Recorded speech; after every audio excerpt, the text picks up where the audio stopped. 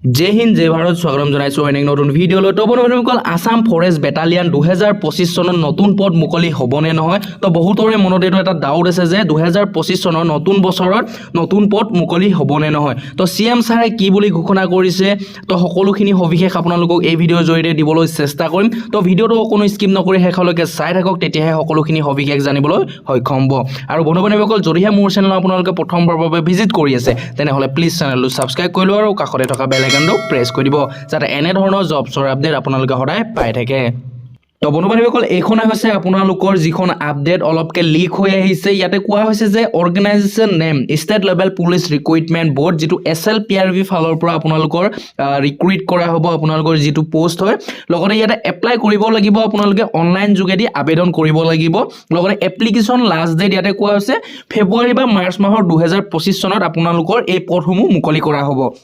লগতে কোৱা হৈছে টোটাল পোষ্ট প্ৰায় 600তকৈ অধিক আপোনালোকৰ আপকামিং পোষ্ট বৰ্তমান দেখা পোৱা যাব আৰু লগতে আপোনালোকৰ নেম অফ পোষ্ট যেটো আপোনালোকৰ পোষ্টৰ নাম হ'ব এটো হ'ব আসাম ফৰেষ্ট প্ৰটেকচন ফৰ্স কনষ্টেবল যেটো নেকি শৰ্ট ফৰ্মত AFPF বুলি কোৱা হয়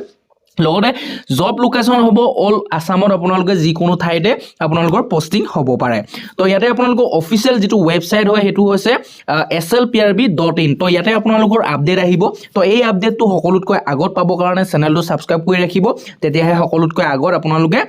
আপডেট পাই থাকিব তো বন্ধুসকল যদিহে ভিডিওটো চাই ভাল পাইছে বা আপোনালোকৰ কাৰণে হেল্পফুল আছে তেনেহলে প্লিজ এটা লাইক কৰিব লগতে চেনেলটো সাবস্ক্ৰাইব কৰিবলৈ নাপাহৰিব লগতে নিজৰ বন্ধুবৰ্গৰ সৈতে শ্বেয়াৰ কৰিব যাতে সকলোৱে গম পায় আসাম ফৰেষ্ট বেটালিয়নৰ নতুনকৈ পদ আহি আছে মাৰ্চ বা ফেব্ৰুৱাৰীত তো বন্ধুসকল আজি কাৰণে ইমানেই জয় হিন্দ জয় ভাৰত জয় অসম